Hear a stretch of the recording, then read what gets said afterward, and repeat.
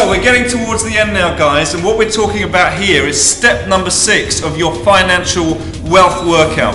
And step number 6 is all about creating your supportive environment, because people like to do things by themselves, but the actual fact of it is you can't do it by yourself. Not a single fortune in the history of mankind has been done by a person by themselves. I'm talking about a concept, an incredibly powerful concept called masterminding, creating your mastermind team. Some people call it assembling your dream team, whatever it is that you want to call it.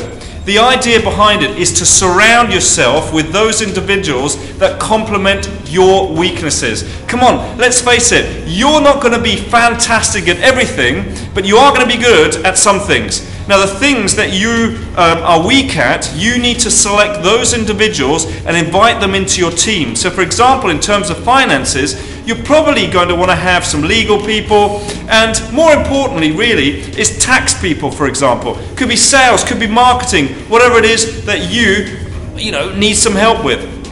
Let's talk about this. It's so incredibly important. People are intent on making the money, creating the money. It's all coming in, and then they're really happy just to give most of it away in terms of taxes. That's crazy. So you need to have some sort of a tax advisor on your team. And it's not about inviting your friends, your mates, your family into your team, people that you like. Sometimes the type of people that you invite in your team you don't even like, but you do respect them. You respect them for the knowledge that they have, the expertise that they have. So if you get 1 and 1 together, what does that get you? Not 2, 11. Why? Because you could have an idea. I look at it and I go, oh, I like this idea, but I'm looking at it from this angle. So I'll see something you didn't, and together we'll create a third entity. And then somebody else comes along and says, hey, we can actually get that to market. I wouldn't have been able to get it to market. You wouldn't have been able to get it to market. But the three of us, we did, because they had the contacts. In its simplest form, that's masterminding. Now, you need to get yourself a coach and or a mentor as part of your mastermind team. What's the difference between a coach and a mentor? Well, a mentor is somebody who's already where you want to go. Somebody like Sir Richard Branson, for example. But he's kind of busy. So therefore, you might want to be getting yourself a coach. And a coach is somebody who can get you from where you are now to where you want to go in record time. And they're objective. They have no axe to grind.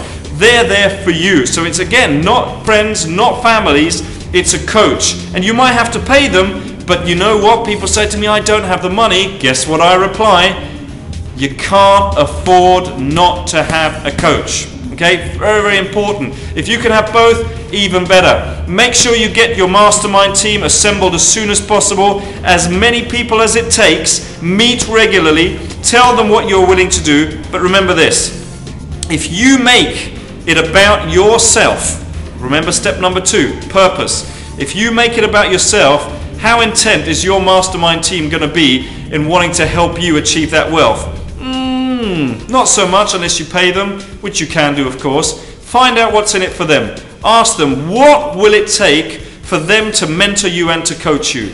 And if you don't make it about yourself, if you make it about your mission, like our mission, for example, is to help people around the world create wealth for themselves and their families through financial education. And that's why we have such a growing number of people who say, that's a mission I want to get behind. We're starting to take it into schools, etc. So that's what we do, because we don't want to make it about ourselves. So remember, get yourself that mastermind team, because this was step number 6. I'm going to carry on here, and I'm going to carry on with my financial